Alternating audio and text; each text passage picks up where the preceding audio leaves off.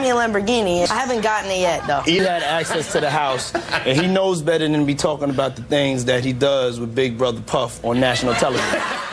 Hi, everyone. Welcome to today's story, where we dive into the intriguing, unexpected, and somewhat shocking life of music mogul P. Diddy behind bars. It's been over 2 months since 55-year-old Sean P. Diddy Combs has been detained at the Metropolitan Detention Center, MDC, in Brooklyn, and the circumstances surrounding his stay are nothing short of extraordinary. Reports suggest that fellow inmates are treating him like a celebrity even inside jail, cleaning his cell, making his bed, and even whipping up snacks for him. But why? Is it out of respect, admiration, or something more strategic? Let's find out. Need locks on the doors. Yeah, this is sounding kind of dangerous now. It's a little kinky, but you need a lot of heat. To understand how Diddy ended up here, let's take a step back. In September, he was arrested and charged with racketeering conspiracy, sex trafficking by force, and other serious offenses. Cameras shows Combs assaulting his then-girlfriend, Cassie Ventura. A lawsuit filed by Ventura in November last year and settled the next day referenced actions that seem to match. Prosecutors allege he masterminded a sex trafficking operation spanning decades, involving coercion, drugging victims, and recording illegal acts to blackmail them. Now, it was this documentary that claimed, which we know wasn't true. Yeah, check this out. We don't talk about things that are nonsense. Like what time will it go till? That's a different type of party, though. Despite multiple attempts by his defense team to secure his release on bond, offering $50,000, 24/7 security, and even limited contact with women, Diddy remains behind bars as he awaits trial.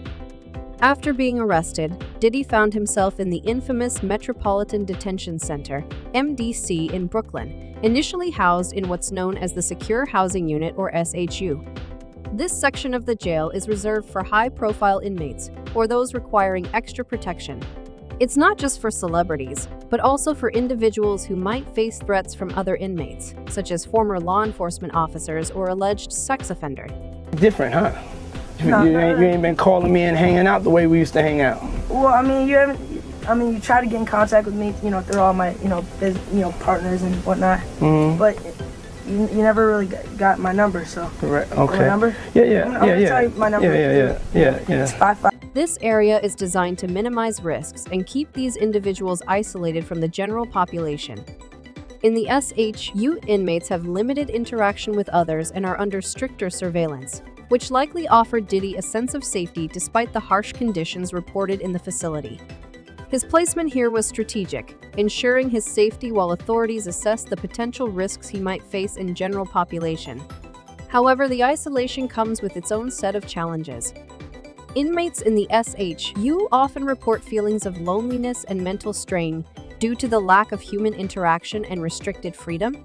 Diddy's experience in the SHU reflects the complexities of housing high-profile inmates. While it might shield them from immediate harm, it doesn't exempt them from the harsh realities of incarceration. Even with his celebrity status, Diddy's life in the SHU was far from luxurious, marking a significant departure from the opulent lifestyle he once led. Right now, he's having 48 hours with Diddy, him and his boy. Where we hanging out and what we doing, we can't really disclose. It's definitely a 15-year-old's dream. The next 48 hours, he's with me, so. After weeks in the Secure Housing Unit, Diddy was transferred to the general population within MDC. This move followed a threat assessment, which determined that he could safely be housed among other inmates.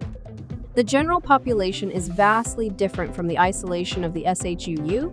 Here, inmates shared dormitory-style housing with others, creating a more communal but potentially volatile environment. Diddy's transition to this setting highlighted his adaptability. Reports suggest he quickly formed connections with fellow inmates, who were reportedly eager to assist him. His celebrity status, coupled with his ability to foster relationships, played a key role in easing his adjustment. Some inmates even went as far as making his bed, cleaning his cell, and preparing snacks for him. This behavior is not uncommon in jails, especially for high-profile individuals. For many inmates, associating with a celebrity like Diddy can be seen as an opportunity, whether for social capital or potential future favors. Is a night out with Diddy Saturday night in New York, and I promise you, Your ass will wake up Wednesday laying beside me. Despite the camaraderie, life in the general population is not without its challenges. Overcrowding, violence, and limited resources remain persistent issues at MDC. Diddy's move to this environment might seem like a step toward normalcy, but it also placed him in a setting where the dynamics of prison politics and hierarchy come into play. Diddy's time in general population has not been without controversy. Prosecutors allege that he has gone beyond simply acclimating to life in jail. According to reports, Diddy has leveraged his influence to gain unauthorized access to phone accounts belonging to other inmates. This strategy allows him to communicate without his calls being directly monitored under his own account.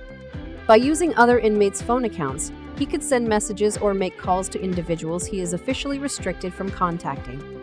Authorities also claim that Diddy orchestrated these arrangements by paying inmates for their cooperation, further complicating his legal situation.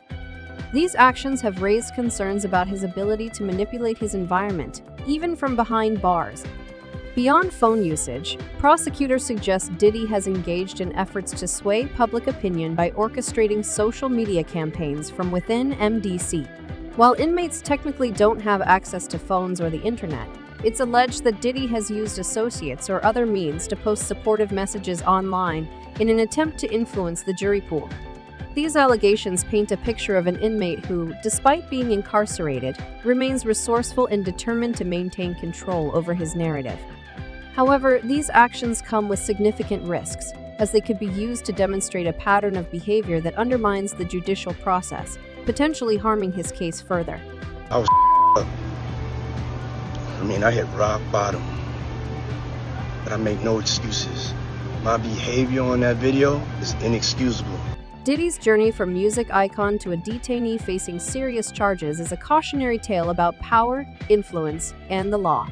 Okay, ladies and gentlemen, for all those in London that don't know what happens to the white man when he comes to a P. Diddy party, this is what happens to the white man.